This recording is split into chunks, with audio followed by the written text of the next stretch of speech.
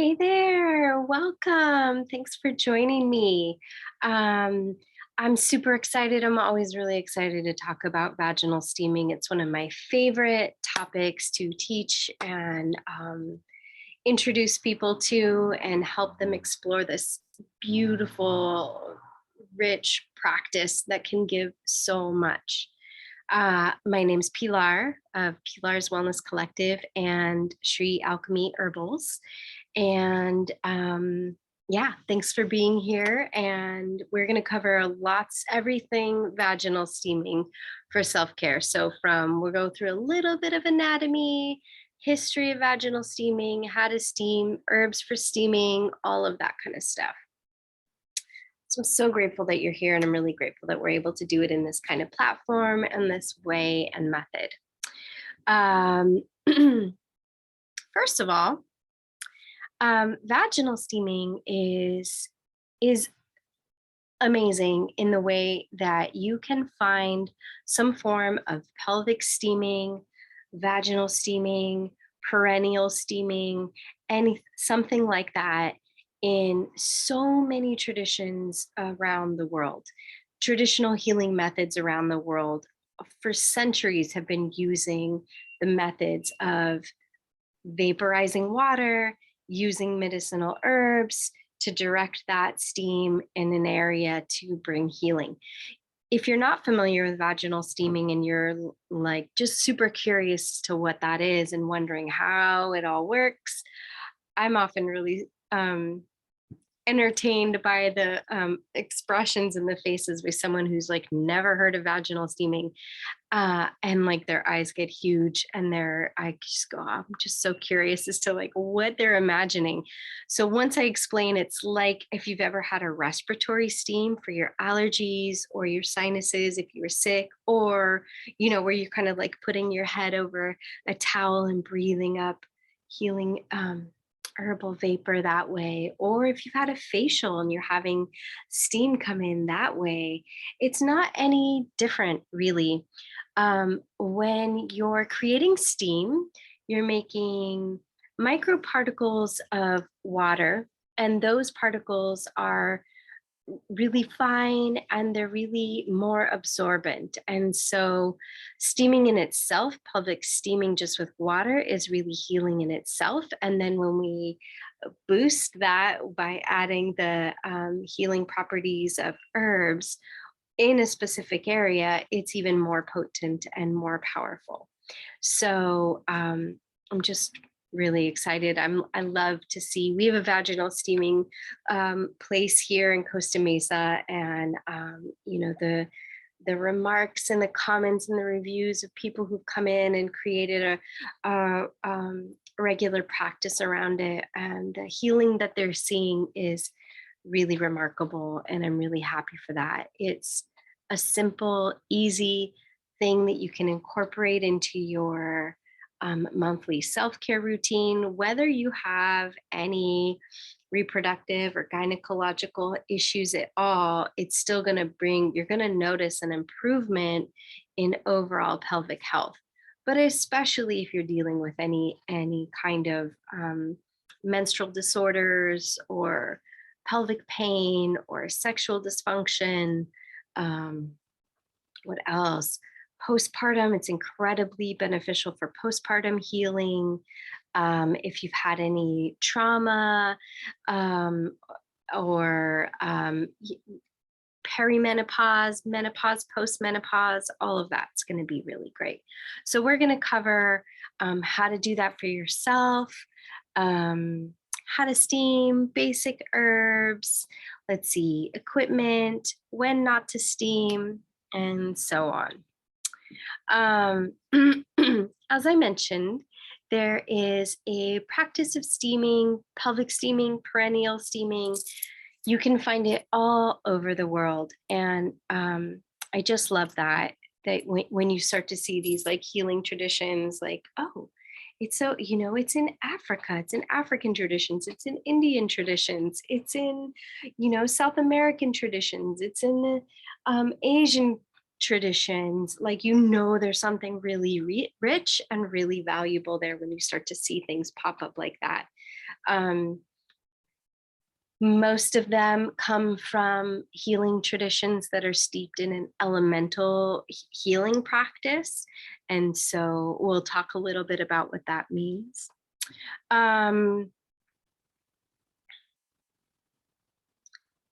Let's see, let me look at my notes really. Yeah, vaginal steaming is known by many names. I'm based here in Southern California, and we have a really rich, beautiful Asian culture. We have lots of Korean spas, and you can definitely find vaginal steaming in Korean spas. It's a known practice in traditional Korean medicine. It's known as chiyuk in Central America, Mexico, throughout Central America. It's known as abajo. And in Ayurveda, it's known as yoni swedana. So you'll hear that term often a lot, yoni steam or vaginal steam. And yoni is the Sanskrit word for vagina or for vulva. And steamy saunas, there's saunas all over the world. You'll hear of when I was in Sweden, they had a beautiful, like, rich tradition around having saunas in all their homes, and getting that real warm, wet, healing steam on their body.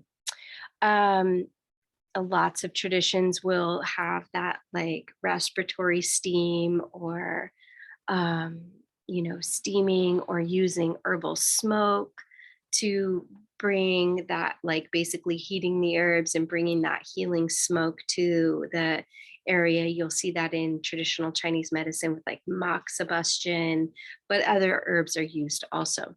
So there's so many ways that you can use herbs, definitely. We're going to specifically talk about steam and pelvic steaming and vaginal steaming and yoni steaming, that sort of thing. So I'm going to share my screen so I can show you a couple pictures. Let me see here.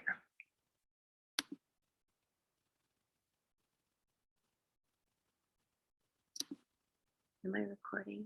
I am recording. I am recording. Okay.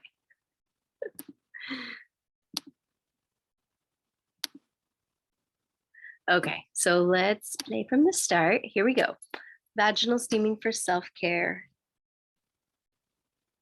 I love this image. I've been using this image for a long time with you can see the outline of the bones of the pelvis, and then just garland around with the flowers and herbs.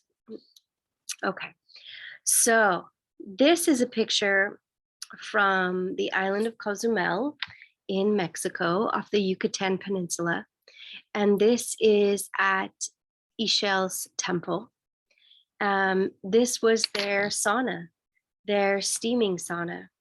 Obviously, it's a temple ruin, so you can't really, you have to use your imagination, but it's little. Like, I am not a very big person, and I would have been able to barely fit my head in standing here, and definitely needed to duck in here. And so you can walk in through here and kind of get the idea, but this is where they would steam. And so this is the tradition of Mayan healing, where it was known as a bajo, and it was a steam would be done here. The island of Ixchel is a really rich, Cozumel, that houses the temple of Ixchel, has a really rich tradition of ancient healing temple, where people would travel from far all over the land and come here to learn from the priestesses of the temple traditional healing arts with herbs, steam, and so on. So I don't have a picture of yoni swedana, but or the chiyuk, but those you can find in the Korean spas around town. Those are great. But I just wanted to show this is an ancient steaming temple and how beautiful it is.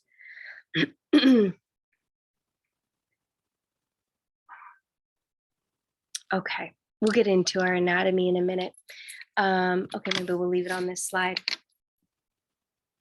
let's stop sharing for a minute.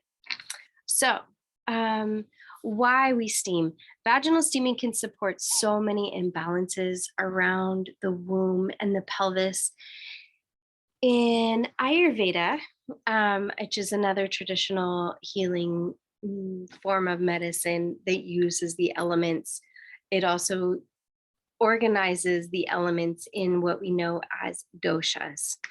And each dosha lives in each of our bodies. Each individual has all three doshas and all five elements. And they have specific homes that they live in, that they like are in charge of. You can kind of think of it like, I have my home and that's my happy place. That's my sanctuary. That's where I function best. And that's where I, kind of get all my work done and I sleep and I eat and I do all my all my main stuff. I can visit and travel other homes and can function and I do things there too. But sometimes I stay too long or that kind of thing. So when we're talking about doshas in their seat and in their home, that's what I mean. It's like their happy place, it's their sanctuary, it's where they do their best work, and it's best for them to kind of like stay in their home. So in Ayurveda, the seat of the pelvis is the seat and the home of Vata. Vata is the elements of air and ether. Vata in this space rules downward motion of, excretion. So urine, feces, menstrual blood, babies, orgasms, orgasmic fluids, sexual fluids, things like that. So it's downward flow and it is ruled by those elements of air and ether. So dryness can be an issue. Coldness can also be an issue. And so we want to just kind of keep that in mind, that in Ayurveda, we're holding those things as truths, is that the Vata house is in the pelvis and those elements are there.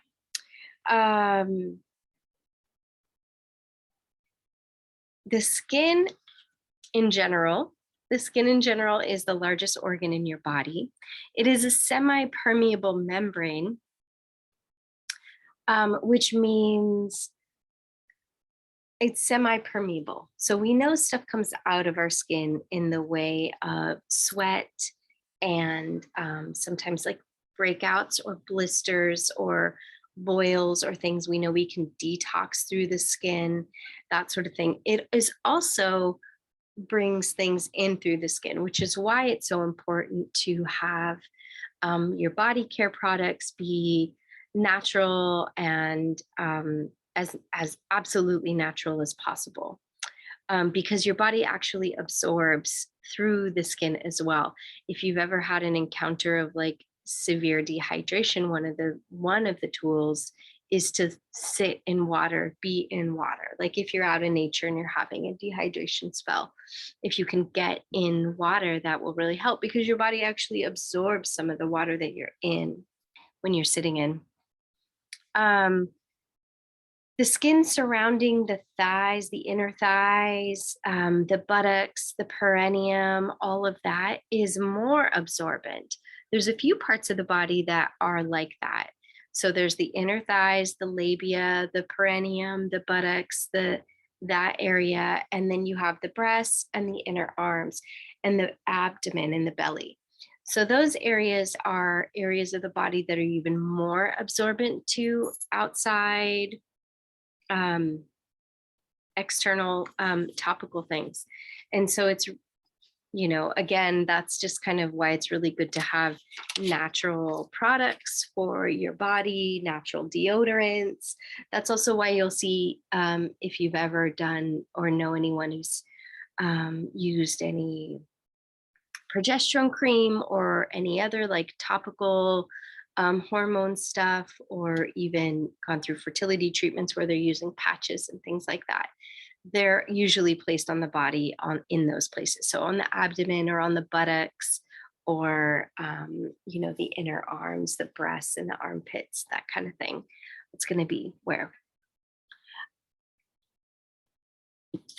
So traditional wound care by traditional medicine practitioners and folk healers considered many aspects of each woman when an imbalance arose. So it's very different from our current Western or allopathic medicine, where you go in and you say, I'm having pain or I'm feeling this. And usually there's not a lot of conversation around anything more than that. There's either maybe imaging is requested, or they'll send you home with some kind of medication. But in traditional healing, we look at many different things.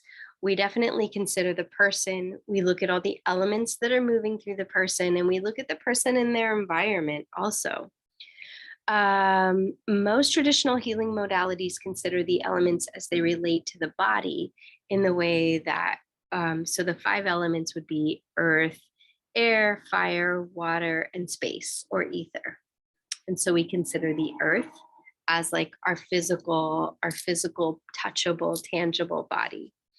The air is the breath we breathe. So that's how air is expressed in our body. Fire is digestion. Sometimes you'll also see intellect, but it's mostly considered digestion. So like the fire of our digestion, our metabolism, things like that, how we break down and process things. Water in our bodies is hydration or fluids.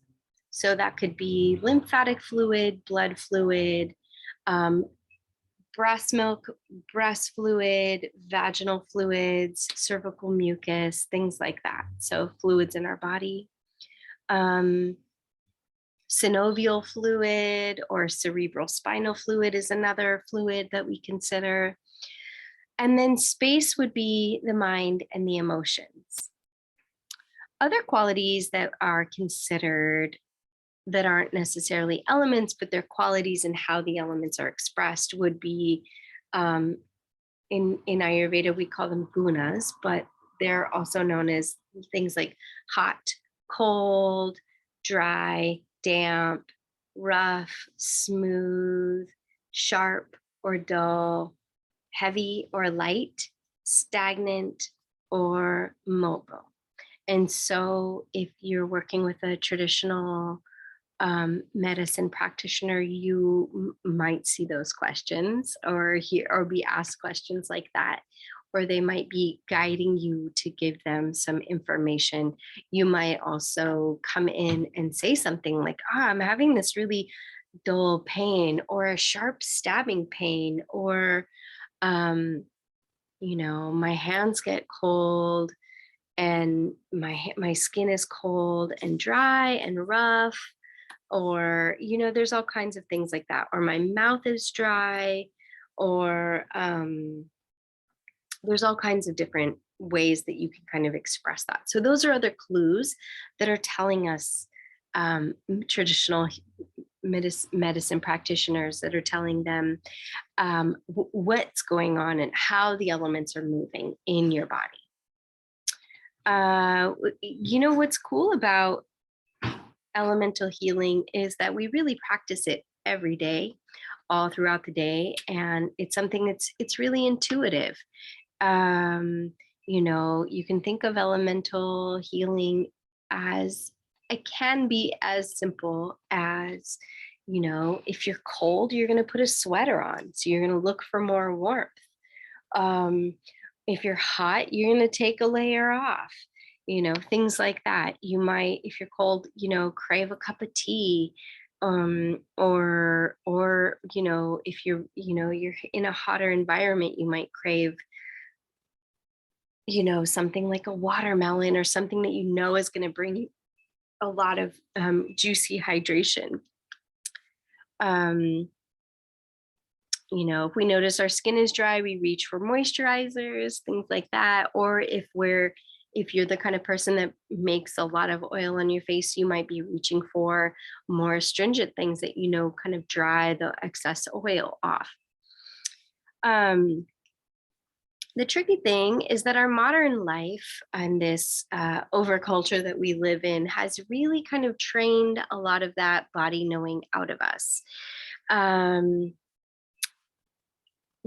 through a lot of social acceptance or shamed into submission or anything like that in exchange for convenience. We're not really taught to embrace or um,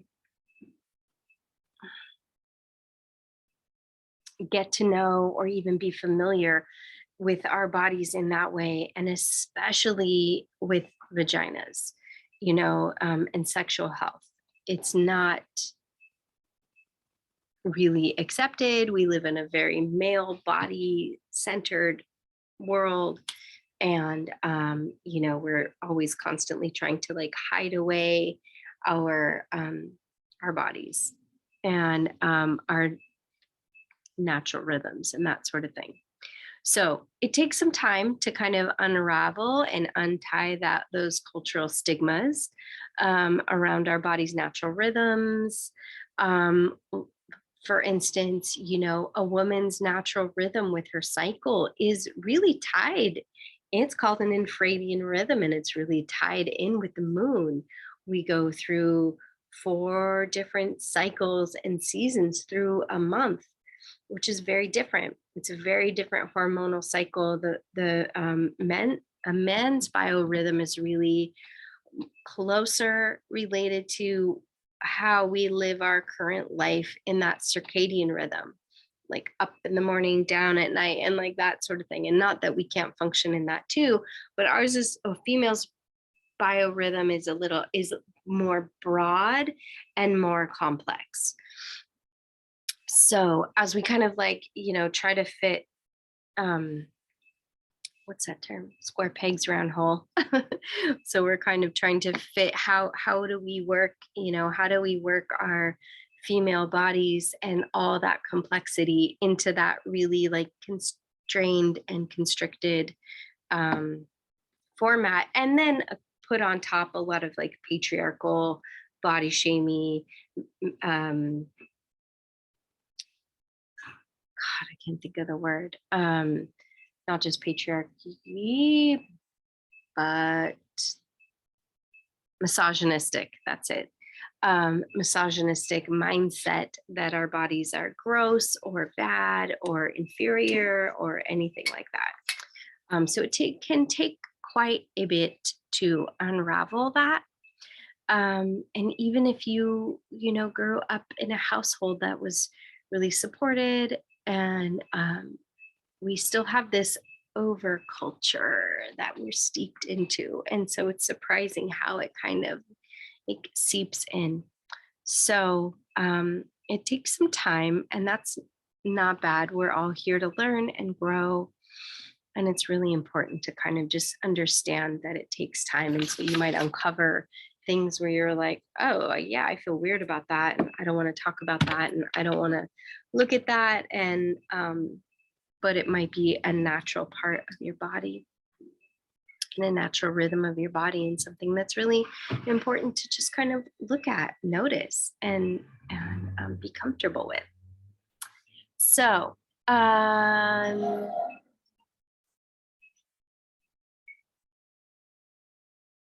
when it comes to womb health, there are some common elements and qualities that can cause imbalances.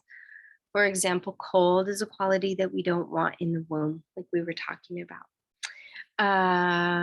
Coldness in the womb is mentioned in Ayurveda, traditional Chinese medicine, and Mayan medicine as a pathology to many issues, such as, but not limited to, painful periods, fibroids, fertility challenges, pelvic pain, lack of libido, and so on. You'll see a lot of remedies like eating warming foods, covering the feet, wearing socks, keeping the lower back covered and warm, using hot water bottles, heating pads to the low back, and then of course vaginal steaming is another way. So cold is a a pathology to a lot of issues. And that's something that we really look at a lot. And people, like I said, is we're kind of understanding our body and anatomy through the lens of these more traditional practices. We start to understand, like, oh, yeah, you might be really drawn to the convenience or the taste or flavor of like a cold smoothie in the morning, but you might also be dealing with some digestive issues or maybe liver issues and maybe even menstrual issues that could be tied to that cold that you're having.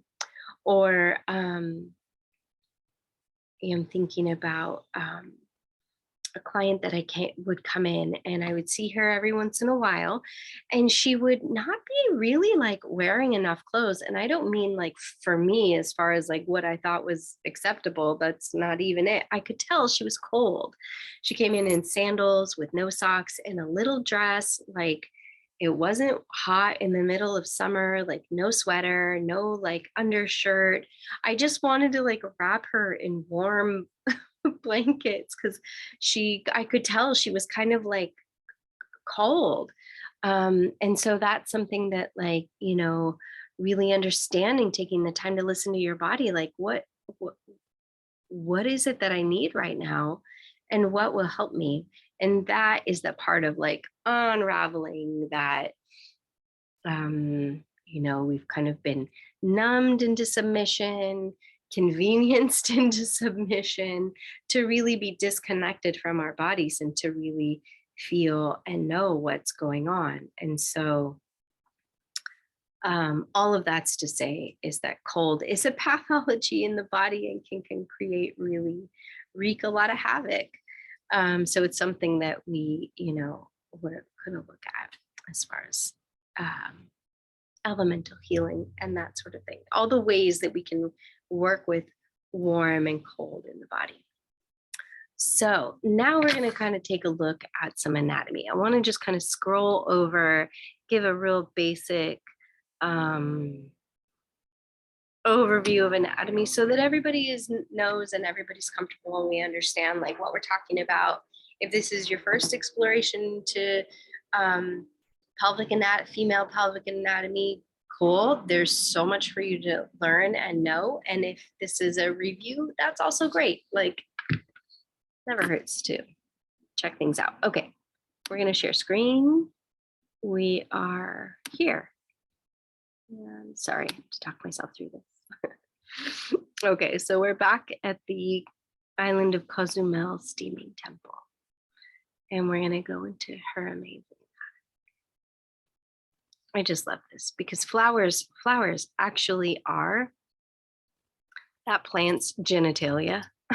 It is their reproductive organs. And I love how the synchronicity is with our body. So this is the external anatomy of the female pelvis. We've got, let's start with labia majora. These are the larger labia or lips on the outside. This is not a great super pixelated image. Sorry about that. Where is it? Okay, so labia majora, labia minora, inner lips here. We've got the clitoris. There's another image that'll show you a more detailed picture of the clitoris, which is amazing. It's not just this tiny little like fuzzed out area here. It's actually quite large. It just goes inside the body. And then we have where's my cursor? We have our 3 openings. So we have the urethra opening. This is where you release your urine, your vagina here, and the anus. The space between the vagina and the anus is known as the perineum. And it's all of this area, even up into the lower abdomen, all through the thighs, the buttocks, around the anus. All of this area is the area that's affected when we're when we're steaming. And that's so nice because all of that is that type of skin that's really absorbent and really open for that. Here we go. Also a little pixelated, but I wanted to give you an idea of the pelvic floor landscape. So this is from the outside view, right? So outside view looking up. So we have the same, where's my cursor? Here's the clitoris, urethra, vagina, anus, right? And then look at all the intricacies of all of these muscles. You have muscles that go wrap around here like this, muscles that layer. This is like a big trampoline of support here. You have the coccygeus muscle. This is a deep, deep muscle in the pelvis. Gluteus maximus. This is that big meaty glute here. These are this is kind of like the front of our ischial tuberosities. So our sits bones and our pubic bone is up here. Yeah, okay.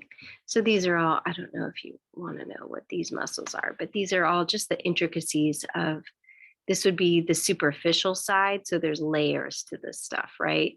So if you were to like peel the onion, after you peel off the skin and the superficial fascia, all of that, here's where you're going to find this kind of layering of musculature. And then we have a deeper layer. That's why you can't see coccygeus on this side, because it's underneath the gluteus maximus there. Okay. Here's a picture. Now you can see some of these even larger muscles. So like adductors, here's some more of those pelvic floor muscles. That's either an adductor or a hamstring. It's hard for me to tell in this image, but these yellow branches are our nerves. Our nerves, this is such an innervated part of our body. So this is the neural pathways leading from the clitoris walls of the vagina, cervix, perineum, and anus to connect to the main pelvic nerve and the brain. So all of these nerve branches come out at the sacrum, around the sacrum and the tailbone, and they branch out into this part of the body.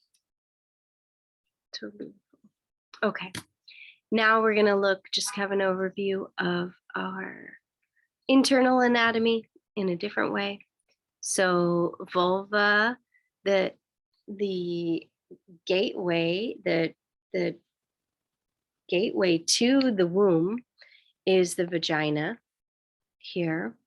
At the back of the vagina, the bottom of the uterus is the cervix. Okay, then we've got the uterus, fallopian tubes, ovaries. Yeah, okay. Here are some of I just am such a nerd for old anatomy images. This one's pixelated, it looks better when it's smaller. But this is showing you, this is the ligamental ovary here. The broad ligament. So there's this ligament that drapes over this whole thing and kind of holds everything nice and suspended.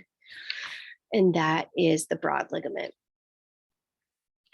Okay. Why we steam.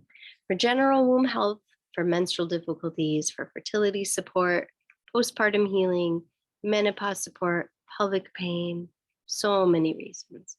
And also just to increase our connection with our bodies. Okay, let's go on to steaming for painful periods.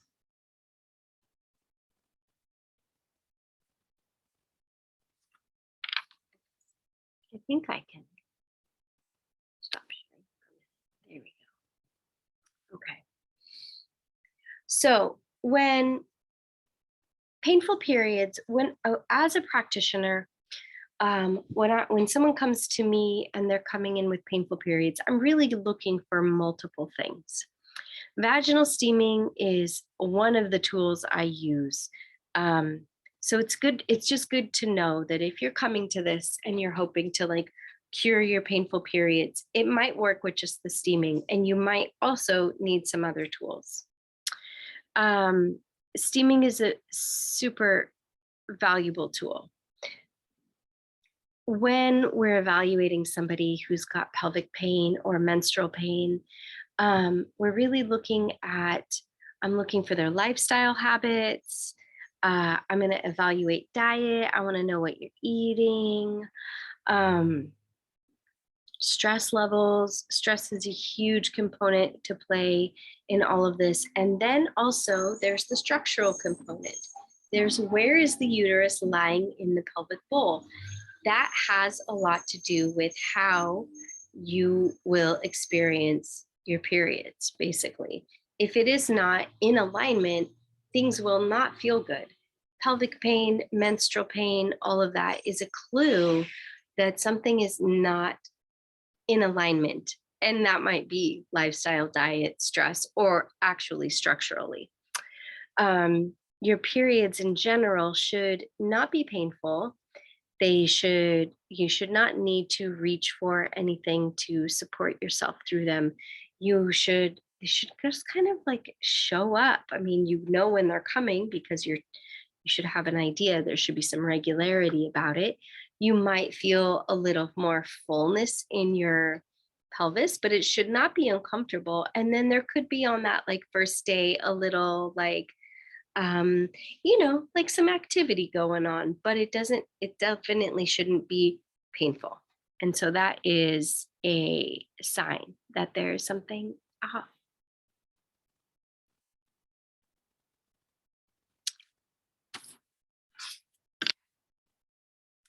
Steaming for fertility is really great.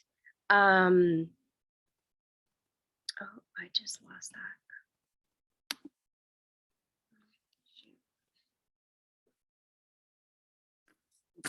Hang on a second. There we go. Okay. For general womb health, let's just stop